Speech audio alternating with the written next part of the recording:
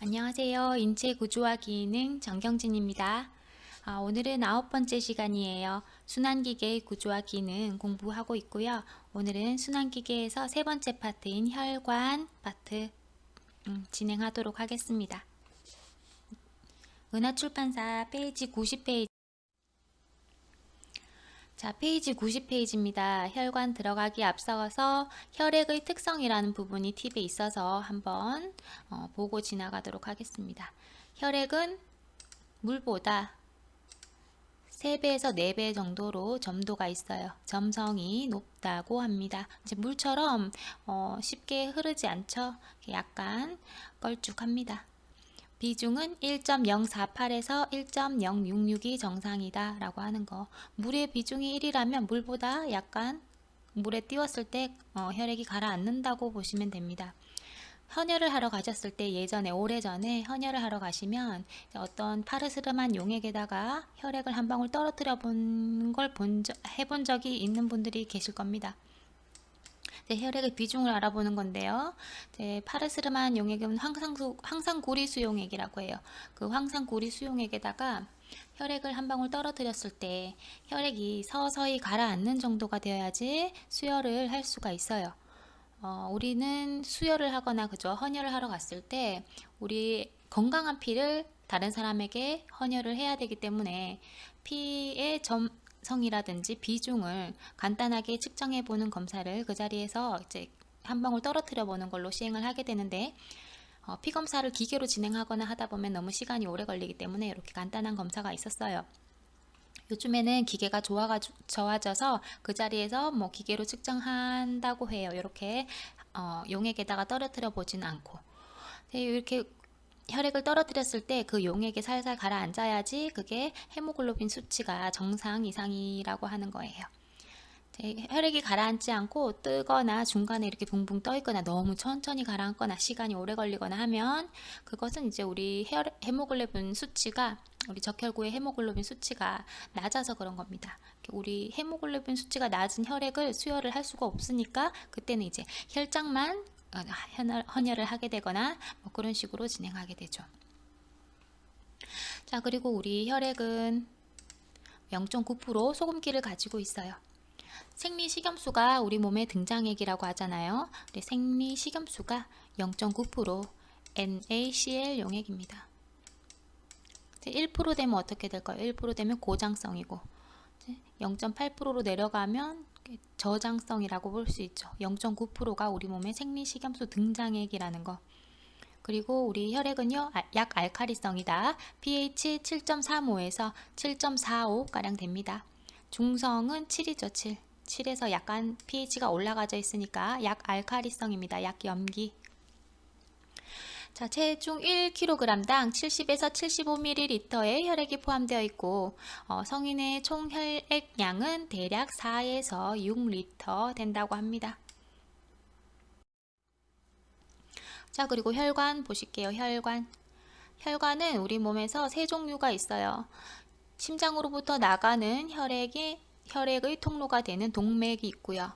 또 반대로 온몸 순환을 거쳐서 심장으로 들어오는 혈액의 통로인 정맥이 있습니다. 그리고 동맥과 정맥을 이어주는 모세혈관으로 아주 가느다란 혈관들이 온몸에 분포되어 있죠. 그래서 동맥과 정맥과 모세혈관을 살펴보겠습니다. 먼저 페이지 90페이지고요. 동맥이에요. 아테리라고 하죠. 심장으로부터 나가는 혈액의 통로이다. 좌심실에서부터 형성된 높은 압력에 견딜 수 있도록 탄력 섬유가 잘 발달되어 있어요. 동맥벽이 이렇게 3층 구조로 되어 있는데, 그죠? 아주 두툼하게 생겼어요. 두툼하게 생겼고 탄력 섬유가 발달되어 있어서 탄력 조직이 아주 두툼하게 보입니다. 사이사이에 있죠? 동맥벽 사이사이. 자, 왜 이렇게 두껍고 탄력 섬유가 발달되어 있냐? 그 원인은 자심실에서 형성된 높은 압력에 견딜 수가 있어야 하기 때문이죠. 우리 온몸으로 혈액을 내보내기 위해서 자심실이 힘차게 펌프질을 하면 그 압력에 잘 견딜 수 있도록 탄력 섬유가 발달되어 있는 겁니다. 자, 우리 동맥도 아주 여러 가지 이름들이 있어요. 부위마다 다르고 동맥도 많이 분포하기 때문에. 그러나 우리 관상동맥, 요 관상동맥이라는 거는 한번 알고 지나갑시다. 자, 관상동맥은요, 심장의 벽 자체를 순환하며 심장 근육에다가 산소와 영양을 공급하는 혈관이 있습니다. 자, 심장에서 동맥을 타고 혈액이 나가지만 또 그 심장 주위를 둘러서 심장에 영양소와 산소를 공급하는 동맥을 말해요. 관상동맥. 왕관을 두른 것 같이 이렇게 삥 심장에 둘러져 있어요. 그래서 관상이라고 합니다. 왕관상, 이렇게 관상 동맥.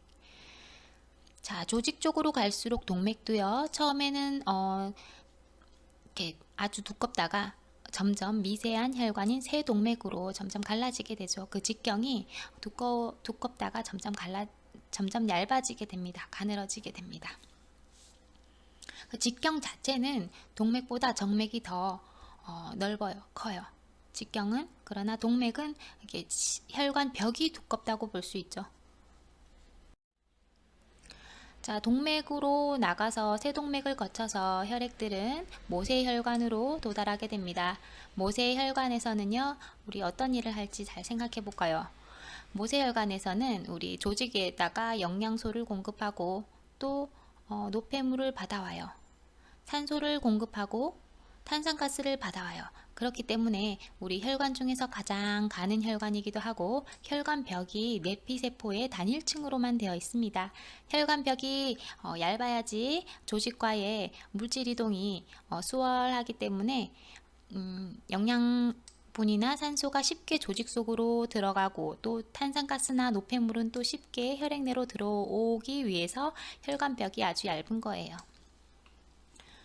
자, 혈류 속도는 우리 혈액들이 물질 교환을 일으키면서 서서히 흐르기 때문에 혈관 중에서 가장 느리다고 합니다. 모세혈관. 자, 세 번째로 정맥이에요. 정맥은 전신에 퍼져 있는 혈액을 심장으로 모아들이는 혈관이죠. 혈관 벽이 비교적 얇아요. 동맥은 두꺼웠었고 탄력 조직도 발달되어 있는데 반해서 정맥은 혈관 벽이 비교적 얇고 탄력성은 적어요. 자, 정맥도 이렇게 3층 구조로 되어 있지만 특별하게 탄력 구조라든지 탄력 성분은 찾아볼 수가 없어요. 자, 그러나 정맥 자체의 직경은 동맥보다 넓다고 하는 거. 그래서 혈액을 많이 가지고 있다고 하는 거. 혈관 내에 판막이 있어요. 정맥은 동맥보다 아주 서서히 흐릅니다. 서서히 흘러가기 때문에 혈액이 정체되어 있을 수가 있어요. 특히 하지라든지 오래 서 있거나 움직임이 없을 때는 혈액이 정체되어 있기도 하는데, 자, 혈액이 역류하지 못하도록 그리고 심장으로의 활류를 촉진하는 역할을 하는 것이 판막입니다. 판막이 정맥 군데군데 많이 들어 있어요. 자, 정맥은 표층을 지난다고 해요. 피부에 더 가깝게 바깥쪽을 지난다고 하는 거고요. 정맥의 직경이 동맥보다 크다고 하는 거.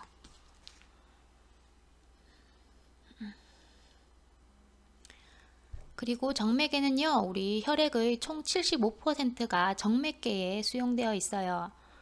혈액의 75%만큼 많이 정맥계에 분포하고 있습니다. 정맥이 아주 혈관이 그래서 직경이 넓고 정맥이 아주 많아요. 하대정맥. 하대정맥은 복강과 하지에 있는 정맥혈을 모아서 심방으로 들어오는 혈관을 말합니다. 하대정맥이 하지에 있는 건 아니에요. 복강 쪽에 있어요. 문정맥. 위에서 간으로 영양분을 보내는 혈관. 이렇게 따로 이렇게 명시되어 있는 정맥 이름들은 이렇게 외워두시는 게 좋겠습니다. 아까 동맥에는 관상동맥이 있었죠. 하대정맥. 그리고 문정맥은요, 위에서 간으로 영양분을 직접 보내는 혈관이에요. 위에서 간으로. 위만 있는 게 아니고 장까지 다 연결이 되어 있어요.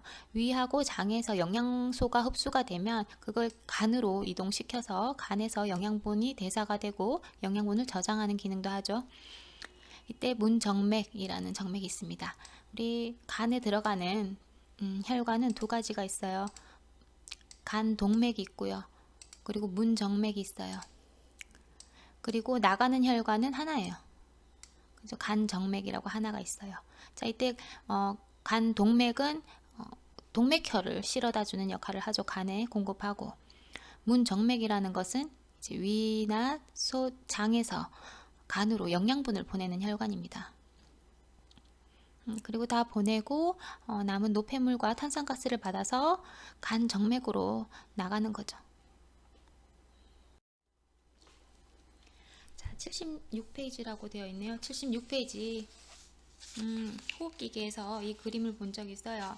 호흡기계에서. 이제 93페이지 팁 부분에 산소와 탄산가스 분압이 나와요. 여기서 동맥혈의 산소 분압은 100이다. 자, 우리 폐포에서 호흡을 하고 산소를 받아들여서 그 폐포에서 확산으로 인해서 폐모세혈관에 산소를 공급하게 됩니다. 그때 이렇게 산소 분압이 100이 되는 거예요. 그리고 이산화탄소 분압은 40을 가지고 이제 출발을 합니다. 자, 그래서 우리 좌심방으로 들어온 혈액은 좌심실로 이동하게 돼서 좌심실에서 힘껏 짜주면 대동맥을 통해서 전신 혈관으로 순환을 하게 되는 거죠. 자, PO2 100을 가지고 PCO2 40을 가지고 출발을 해서, 자, 조직과 이렇게 물질 이동이 있죠. 가스 교환이 있습니다. 자, 조직에서 산소는 조직으로 내보내고 이산화탄소를 받아서, 자, PO2가 40으로 떨어졌어요. 60만큼 준 거죠. 60만큼 조직에다 주고, 그래서 정맥혈은 산소 분압이 40이 돼요.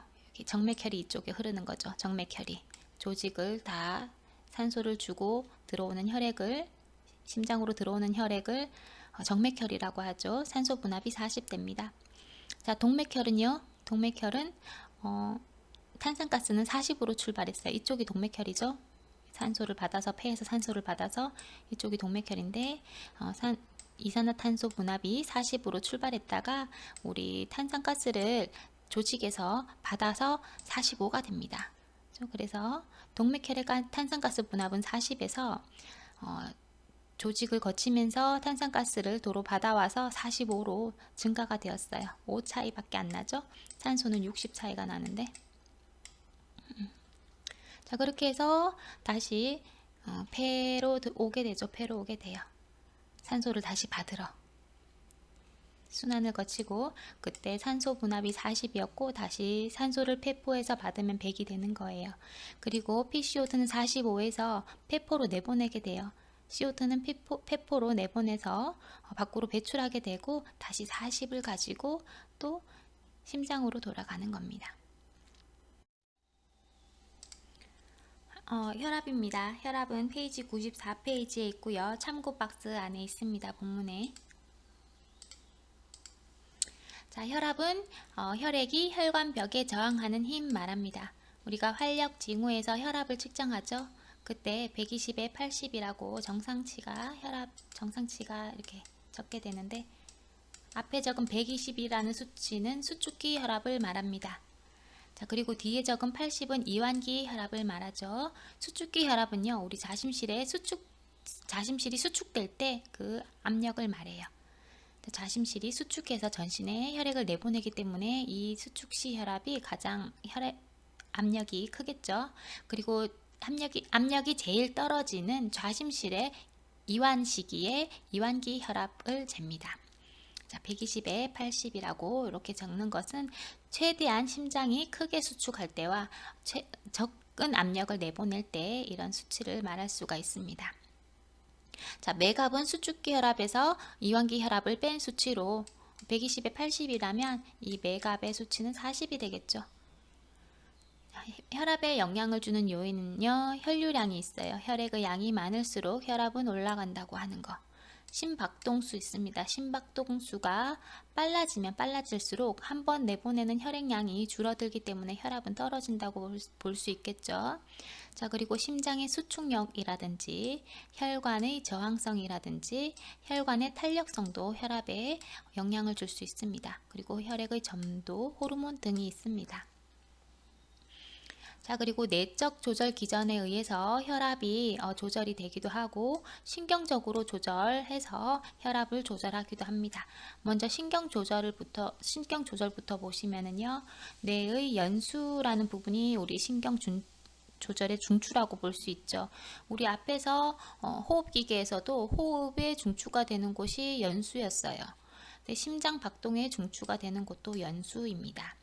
경동맥과 대동맥공에 압력 수용체가 있어서 우리 혈액의 상태라든지 혈액에 산소가 많은지 이산화탄소가 많은지 이런 부분들과 그리고 그 압력을 측정을 해서 연수로 보내게 됩니다. 연수에서 자극을 전달받아서 혈압을 조절하게 되는 것이죠.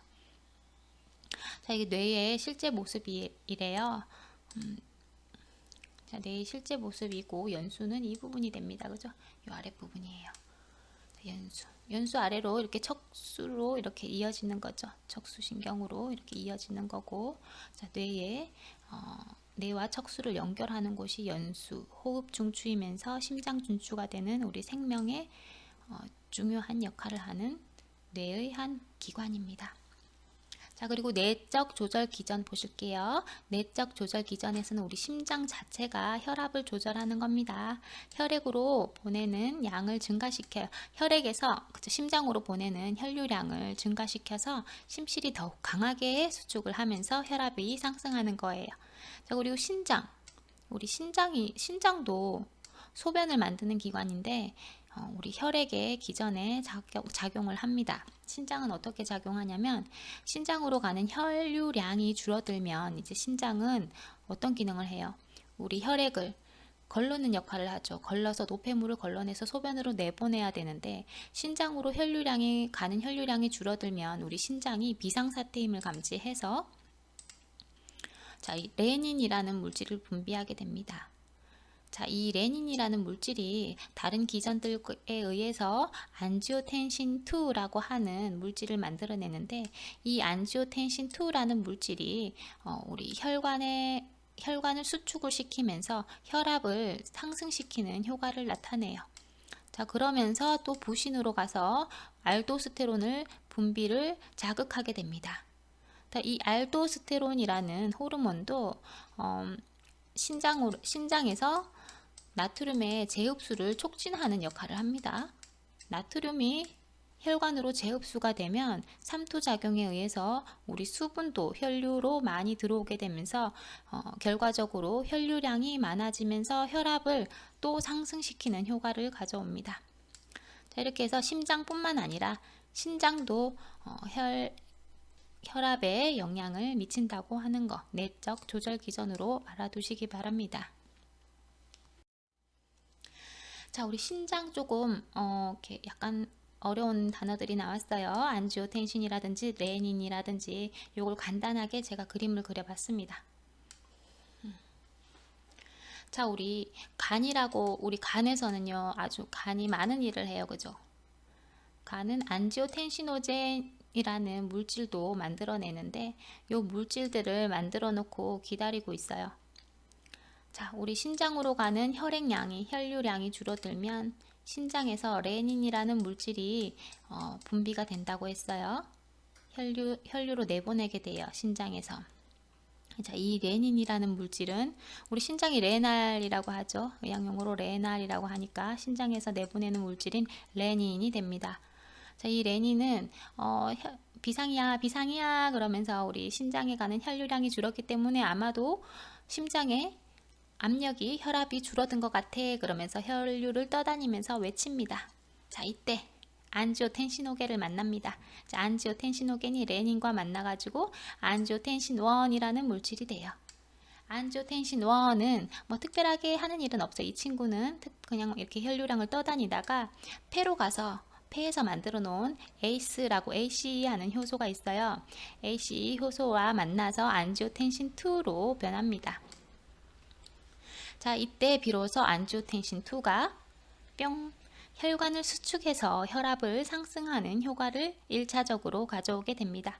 자, 여기까지 보시면 신장에서 레닌이 분비가 되고 간으로 가서 안지오텐신호겐과 만나서 안지오텐신 1이 되었다가 안지오텐신 1이 혈류를 떠다니다가 그죠? 폐로 가서 폐에 AC 효소와 결합을 하게 됩니다.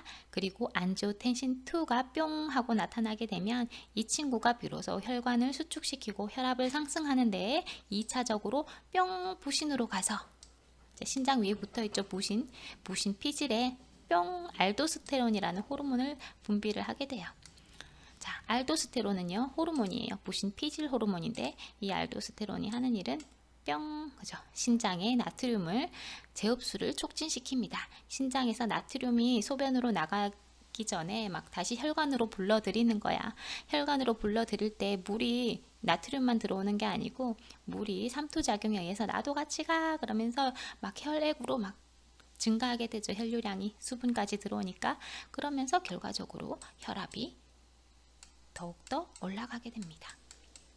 자, 그래서 이 기전을 신장에서 나오는 레닌, 그죠? 안지오텐신, 알도스테롤 기전이라고 해서 라스라고 해요. 라스. 그리고 라스 간단하게 그죠? 우리가 신장에서 나오는 레닌이라는 것과 안지오텐신 2와 알도스테론 요 세 가지 물질만 이렇게 알아놓고 지나가면 좋겠습니다. 자, 이렇게 해서 우리 혈압까지 보셔서 혈관까지 보셨고 순환기계가 좀 많죠. 순환기계가 우리 처음에 본 것이 혈액의 성분과 심장의 해부학적인 기능과 그죠 생리와 그리고 혈관까지 보셨어요. 그런데 우리 림프계가 남았어요. 림프계와 면역계통을 다음 시간에 준비해서 다시 공부 같이 해보도록 합니다. 수고하셨습니다.